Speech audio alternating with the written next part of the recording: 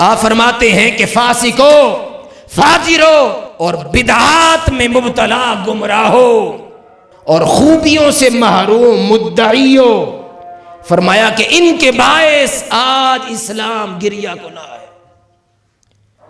آج اسلام کے اوپر جو مشکل وقت ہے وہ کسی اور کی وجہ سے نہیں بلکہ ہمارے اعمال کی وجہ سے، اور ہمارے مدعی جو ہیں، جنہوں نے ہمیں دین کی طرف بلانا تھا، جنہوں نے ہمیں دین کا درس دینا تھا، ان کی بدعمالیوں کی وجہ سے جو کہا اس کے برخلاف عمل کیا۔ فرمایا کہ ان کے بدعمالیوں کی وجہ سے آج اسلام گریہ کناں ہے، آج اسلام پر مشکل وقت ہے، کسی اور وجہ سے نہیں، محض تمہارے اپنے اعمال کی وجہ سے، تمہارے اپنے کرتوتوں کی وجہ سے، اور تمہارے اپنے فسق اور فجور کی وجہ سے۔ آپ پھر اس کو ایک مثال کے ذریعے سمجھاتے ہیں، فرماتے ہیں کہ اے انسان، کیا تو کتے سے بھی کیا گزرا ہو گیا؟ کتا کیا کرتا ہے؟ اس کا مالک رات کو چند ٹکڑے دیتا ہے کہ کھا لو۔ اب وہ چند ٹکڑوں کا حیا کیا کرتا ہے کہ وہ اس کی زراعت کی بھی حفاظت کرتا ہے۔ آپ میں سے کسی کا اتفاق ہو، آپ دیکھتے ہیں کسی کے ٹیوب ویل پہ ہو تو وہ زراعت کی بھی حفاظت کرتا ہے، باہر سے مویشی وہاں آئے ان کو روکتا ہے۔ اگر ریوڑ کے ساتھ جا رہا ہے، ریوڑ سے کوئی بکری یا بھینس الگ ہوگی تو اس کو واپس لے کے آئے گا۔ آپ کے اوپر کوئی حملہ کرتا ہے تو وہ کتا آپ کی حفاظت کرے گا۔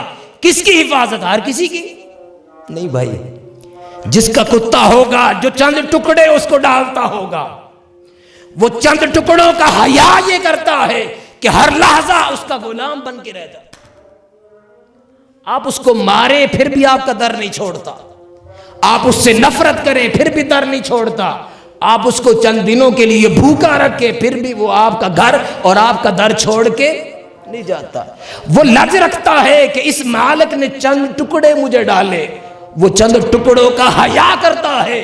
سیدنا غوث پاک فرماتے ہیں کہ اے انسان، تو بھول گیا، تو اس کتے سے بھی بدتر ہو گیا جس انسان کو رب کائنات نے بے شمار نعمتیں دی، صحت نعمت دی، والدین نعمت دیے، اولاد نعمت دی، رہنے کے لیے گھر دیا، چلنے کے لیے پاؤں دیے، دیکھنے کے لیے آنکھیں دی، سننے کے لیے کان دیے، تمہیں بے شمار نعمتیں دیں، اور قرآن میں رب کائنات نے فرمایا فَبِأَيِّ آلَاءِ رَبِّكُمَا تُكَذِّبَانِ، اے گروہ جن و انس، تم اپنے رب کی کون کون سی نعمتوں کو جھٹلاؤ گے؟ آپ سورہ رحمان کو پڑھ کے دیکھ لیں، اللہ رب العزت نے بے شمار نعمتوں کا ذکر کیا۔ الرحمن علم القرآن خلق الانسان علمہ البیان الشمس والقمر بحسبان والنجم والشجر یسجدان، کہ وہ رحمان ہے جس نے تمہیں قرآن سکھایا،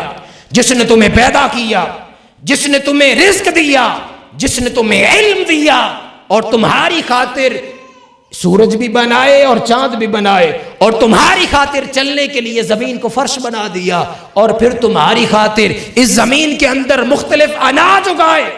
یہ رب تعالیٰ کی بے شمار نعمتیں، انسان ان کو گننا چاہے تو نہیں گن سکتا۔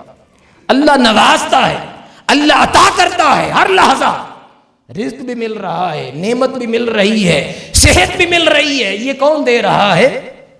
اللہ کی ذات دے رہی ہے۔ ان ساری نعمتوں کے ملنے کے باوجود ہم ہیں کہ اس کی دہلیز میں جھکنے کے لیے تیار ہی نہیں۔ ہم ہیں کہ ہمارے پاس وقت نہیں 5 وقت کے لیے اس کے حضور سر بسجود ہو جائیں۔ اقبال نے کہا تھا نا، یہ ایک سجدہ جسے تو گراں سمجھتا ہے، 1000 سجدوں سے دیتا ہے آدمی کو نجات۔ جب ہم رب کی بارگاہ میں جھک جاتے ہیں پھر ہمیں در در پہ جھکنا نہیں پڑتا، در در پہ جھکنا نہیں پڑتا۔ فرمایا کہ اے انسان، وہ رب تمہیں نعمتیں دیتا ہے مگر اس کے باوجود تو اس کی بارگاہ میں جھکنے کے لیے تیار نہیں۔ وہ رب تمہیں نعمتیں دیتا ہے، رزق دیتا ہے، مگر تو اس رزق پر اژدہا بن کے بیٹھ گیا، سانپ بن کے بیٹھ گیا، بھول گیا کہ اس میں سے رشتہ داروں کا بھی حق تھا، بھول گیا کہ یہ رزق کو میں نے غریبوں پر بھی خرچ کرنا تھا، بھول گیا کہ رب تعالیٰ دینے والی وہ ذات ہے اس رزق کو، اس مال کو میں نے غریبوں، مسکینوں، محتاجوں اور بے سہاروں پہ بھی خرچ کرنا تھا۔ فرمایا کہ ہم نے یہ رزق تمہیں اس لیے تو نہیں دیا تھا، اور پھر فرمایا کہ تیری زندگی تمہیں دی، تمہیں چاہیے تھا کہ تو اللہ کی اطاعت میں گزارتا، اللہ کی فرما برداری میں گزارتا، والدین کے ساتھ حسن سلوک سے پیش آتا، ہمسایوں کے ساتھ اچھا سلوک کرتا، مگر یہ ساری چیزیں تو بھول گیا، یہ ساری چیزیں تو بھول گیا۔ تو بھول گیا کہ زندگی دی ہوئی اس کی ہے، تو بھول گیا کہ ایک دن تو نے قبر میں جانا ہے، تو بھول گیا کہ وہاں پر منکر نکیر نے آنا ہے اور تو نے ان کے سوالات کے جوابات دینے، تو بھول گیا کہ ایک دن میزان لگے گا اور تمہاری نیکیاں اور بدیاں جو تو نے اس دنیا کے اندر اعمال کیے تھے وہ تولے جائیں گے، اور اس کے بدلے میں تمہیں جنت یا دوزخ میں ڈال دیا جائے گا۔ فرمایا کہ اے انسان، تو ساری نعمتیں ملنے کے باوجود انسان تو مالک کو بھول گیا، اپنی موت کو بھول گیا، اپنی آخرت کو بھول گیا، اپنی قبر کو بھول گیا، اور تمہارے اعمال سے کہیں بھی یہ نہیں لگتا کہ تو اللہ کی نعمتوں کا حیا کر رہا ہے۔ آپ فرماتے ہیں کہ اے انسان، ایک کتا چند ٹکڑوں کی وجہ سے مالک کا ہمیشہ وفادار رہتا ہے، وہ ہمیشہ مالک سے وفاداری کرتا ہے، وہ ہمیشہ مالک کا فرما بردار بن کے رہتا ہے، مگر اے انسان، تیرا تو سارا وجود اس کی نعمتوں کا عطا کرتا ہے، اس کے حکم کے بغیر یہاں سے حرکت نہیں کر سکتا، مگر اے انسان، کتا اپنے مالک کو نہیں بھولتا، تو ہمیشہ اس مالک کو کیوں بھول گیا، کیوں بھول گیا؟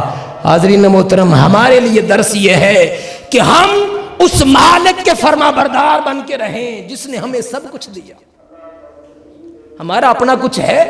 کچھ نہیں، نہ سانسیں اپنی، نہ مال اپنا، نہ رزق اپنا، نہ صحت اپنی، کچھ بھی نہیں اپنا۔